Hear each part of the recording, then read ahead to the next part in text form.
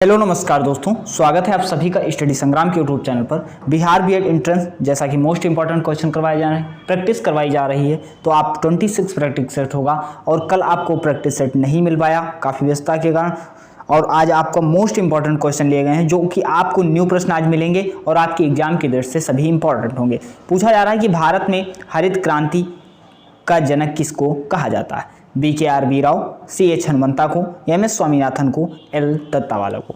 अब पूछा गया हरित क्रांति का जनक किसे कहा जाता है, तो हरित क्रांति का जनक MS स्वामीनाथन को कहा जाता है।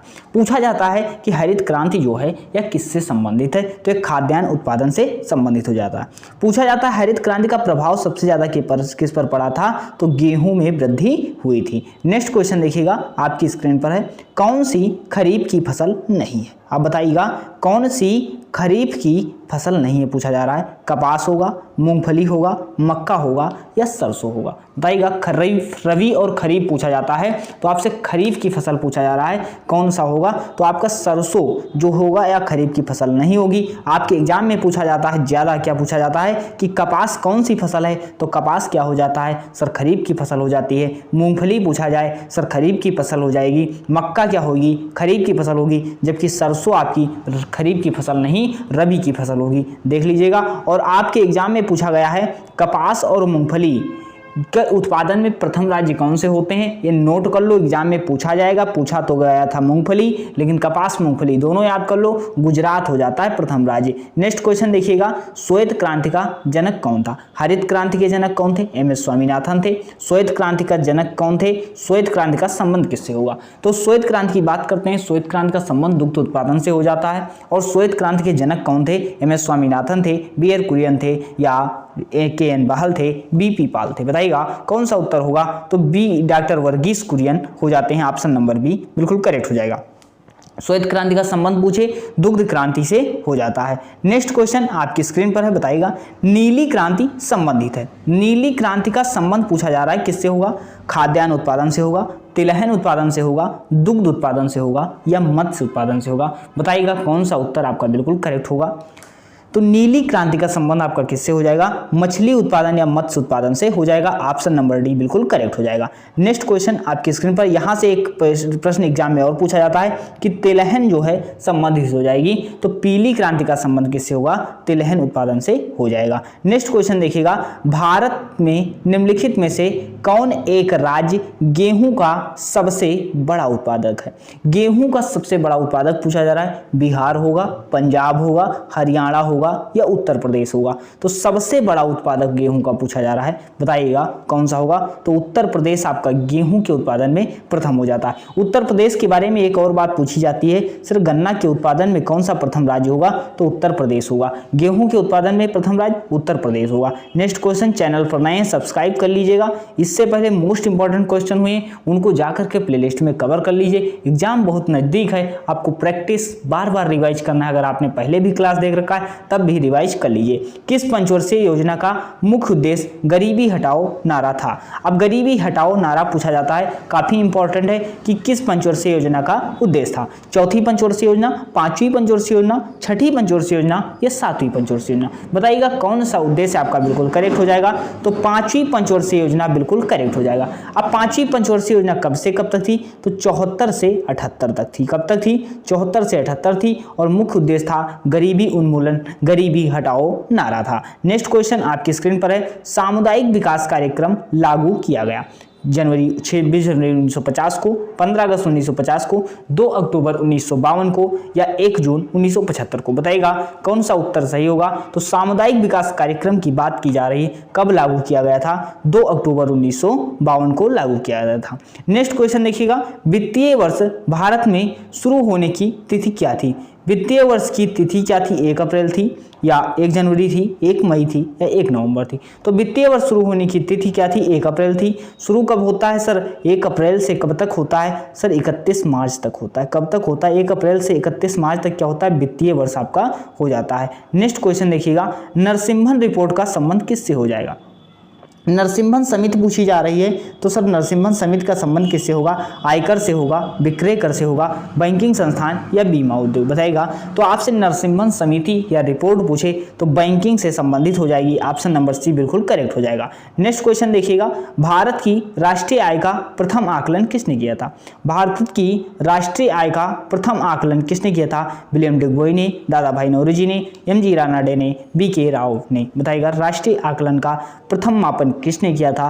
तो दादा भाई नौरोजी ने किया था, ऑप्शन नंबर बी बिल्कुल करेक्ट हो जाएगा। नेक्स्ट क्वेश्चन देखिएगा, राष्ट्रीय आय की आकलन की एजेंसी कौन सी है? स्टेट बैंक, वित्त मंत्रालय, राजस्व मंत्रालय या केंद्रीय सांख्यिकीय संगठन, बताइएगा। कौन सा उत्तर आपका बिल्कुल करेक्ट होना चाहिए? राष्ट्रीय आय की आकलन की एजेंसी कौन होगी? तो CSO हो जाती है। कौन सा? सेंट्रल स्टैटिस्टिकल ऑर्गेनाइजेशन होता है, CSO होता है, जो राष्ट्रीय आय का आकलन करती है। नेक्स्ट क्वेश्चन आपकी स्क्रीन पर है, बताइएगा। विश्व बैंक का मुख्यालय है, विश्व बैंक का मुख्यालय पूछा जा रहा है। वर्ल्ड बैंक का मुख्यालय कौन सा है? मॉस्को में होगा, वाशिंगटन DC में होगा, न्यूयॉर्क में होगा या रोम में होगा? काफी अच्छा प्रश्न है, बताइएगा। विश्व बैंक का मुख्यालय, तो विश्व बैंक का मुख्यालय आपका कहां पर हो जाएगा? वाशिंगटन DC USA में हो जाएगा, ऑप्शन नंबर बी बिल्कुल करेक्ट हो जाएगा। नेक्स्ट क्वेश्चन देखिएगा, आपकी स्क्रीन पर है। सिरका की प्रकृति अम्लीय है क्योंकि इसमें क्या होता है? इसमें होता है, अब क्या होता है? हाइड्रोक्लोरिक अम्ल होता है, सल्फ्यूरिक अम्ल होता है, सिट्रिक अम्ल होता है या एसिटिक अम्ल होता है, बताइएगा। काफी अच्छा प्रश्न हो जाता है कि सर सिरका की जो अम्लीय प्रकृति होती है या किसके कारण होती है? तो एसिटिक अम्ल जो होता है, ऑप्शन नंबर डी बिल्कुल करेक्ट हो जाएगा। नेक्स्ट क्वेश्चन देखिएगा, बैटरियों में इस्तेमाल होने वाला अम्ल कौन सा है?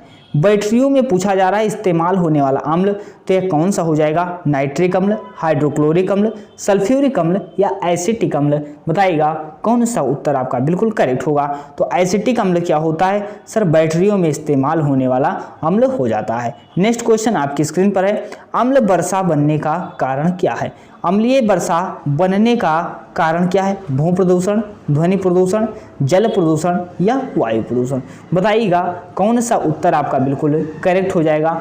अम्लीय वर्षा बनने का कारण क्या है, बताइएगा। काफी अच्छा प्रश्न हो जाता है, तो क्या हो जाएगा? वायु प्रदूषण हो जाएगा, ऑप्शन नंबर डी बिल्कुल करेक्ट हो जाएगा। नेक्स्ट क्वेश्चन आपकी स्क्रीन पर होगा, सर्वाधिक शुद्ध सोना है। सर्वाधिक शुद्ध सोना की बात की जा रही, कौन सा होगा? 18 कैरेट का होता है, 20 कैरेट का होता है, 22 कैरेट का होता है, 24 कैरेट का होता है। तो 24 कैरेट का शुद्ध सोना आपका हो जाता है। अगर पूछे 75% सोना किस में होता है, तो 75% 18 कैरेट सोना हो जाता है। 100% कैरेट कितना होगा? 24 कैरेट शुद्ध सोना होता है। नेक्स्ट क्वेश्चन देखिएगा, लोहे का शुद्धतम रूप है, काफी अच्छा प्रश्न है। लोहे का शुद्धतम रूप कौन सा है? स्टेनलेस स्टील, पिटवा लोहा, ढलवा लोहा, स्टील, कौन सा लोहे का शुद्धतम रूप होगा? तो पिटवा लोहा, ऑप्शन नंबर बी बिल्कुल करेक्ट हो जाएगा। नेक्स्ट क्वेश्चन आपकी स्क्रीन पर है, 3 तेरा करना मुहावरे का अर्थ क्या होगा? 3 तेरा करना मुहावरे का अर्थ आपसे पूछा जा रहा है। खूब कमाना, ठीक से गिनती नहीं करना, बिखेर कर रख देना, विश्राम करना, बताइएगा। कौन सा उत्तर आपका बिल्कुल करेक्ट हो जाएगा? तो 3 तेरा करना आपका बिखेर कर रख देना, ऑप्शन नंबर सी बिल्कुल करेक्ट हो जाएगा। नेक्स्ट क्वेश्चन आपकी स्क्रीन पर है, बताइएगा। आंख खुलना मुहावरे का अर्थ क्या होगा? आंख खुलना मुहावरे का अर्थ पूछा जा रहा है। क्रोधित होना, होश में आना, प्यारा होना, सवेरा होना। आंख खुलना मुहावरे का अर्थ क्या होगा? तो होश में आना, ऑप्शन नंबर बी बिल्कुल करेक्ट हो जाएगा। नेक्स्ट क्वेश्चन देखिएगा, बुद्धि भ्रमित होना किस मुहावरे का अर्थ है?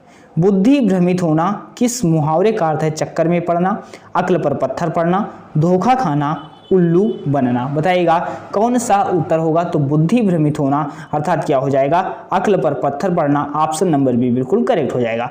नेक्स्ट क्वेश्चन आपकी स्क्रीन पर है, तोता डाली पर बैठा है, इस वाक्य में कौन सा कारक है? तोता डाली पर बैठा है, तो डाली पर बैठा अर्थात संप्रदान कारक, करण कारक, अधिकरण कारक या अपादान कारक। तो अधिकरण में पर होता है, तो यहाँ पर कौन सा कारक हो जाएगा? अधिकरण कारक, ऑप्शन नंबर सी बिल्कुल करेक्ट हो जाएगा। नेक्स्ट क्वेश्चन देखिएगा, कमल नयन में समास है। अब तुलना की जा रही है सर कमल के समान नयन, तो कौन सा समास हो जाएगा?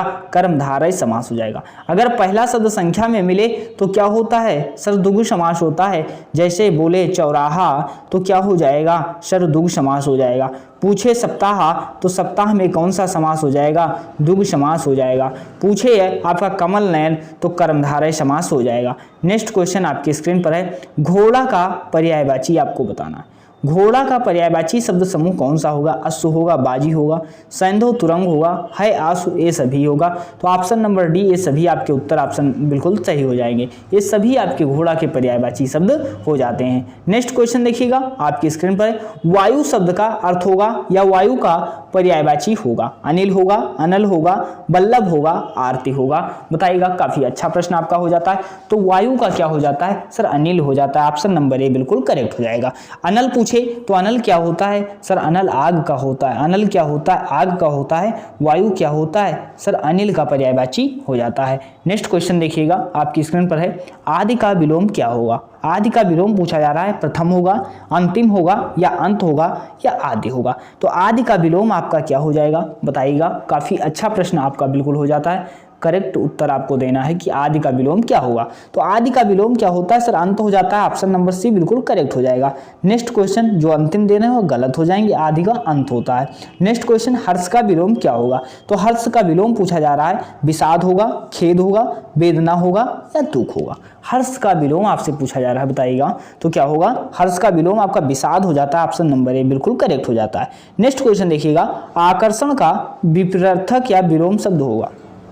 आकर्षण का विलोम शब्द पूछा जा रहा है, आपको बताना है कि क्या होगा सर? संकर्षण होगा, विकर्षण होगा या प्रकर्षण होगा या अनाकर्षण होगा। बताइएगा, तो आकर्षण का क्या हो जाएगा? विकर्षण। ऑप्शन नंबर बी बिल्कुल करेक्ट हो जाएगा। नेक्स्ट क्वेश्चन आपकी स्क्रीन पर है, शुद्ध शब्द बताइएगा। शुद्ध शब्द क्या होगा सर? संशोधन होगा, संशोधन होगा, संशोधन होगा या संशोधन होगा। तो संशोधन आपका ऑप्शन नंबर बी बिल्कुल करेक्ट हो जाएगा। जो शुद्ध शब्द संशोधन होगा यह बिल्कुल सही हो जाएगा। नेक्स्ट क्वेश्चन आपकी स्क्रीन पर है, बादल का पानी से संबंध है तो और किसका किसके साथ संबंध होगा? बताइएगा, इसमें बादल का जो पानी के साथ संबंध है वह किसके साथ संबंध होगा? तो बादल का पानी के साथ जो संबंध है उसका किसके साथ संबंध होगा? तो बादल का जो पानी, बादल क्या देता है हमें? पानी देता है। तो चंद्रमा क्या होगा? अंधेरा देगा, पेड़ पानी देगा, सूरज क्या देता है? गर्मी देता है। ऑप्शन नंबर डी बिल्कुल करेक्ट हो जाएगा। नेक्स्ट क्वेश्चन, रीजनिंग, इसमें रीजनिंग के कुछ प्रश्न थे वह नहीं शामिल हो पाए हैं, तो आपको नेक्स्ट क्लास में करवा दिया जाएगा। तब तक आप रिवाइज कर लीजिए, जो क्लास से अपलोड हो उनको कंप्लीट कर डालिए। चैनल पहली बार विजिट किया सब्सक्राइब कर लीजिए। एग्जाम के पहले आपको बेस्ट प्रिपरेशन करवाई जा रही है और जो क्वेश्चन इंपॉर्टेंट की दृष्टि से वही करवाए जा रहे हैं। तो अभी तक यहीं तक, मिलते हैं नेक्स्ट वीडियो।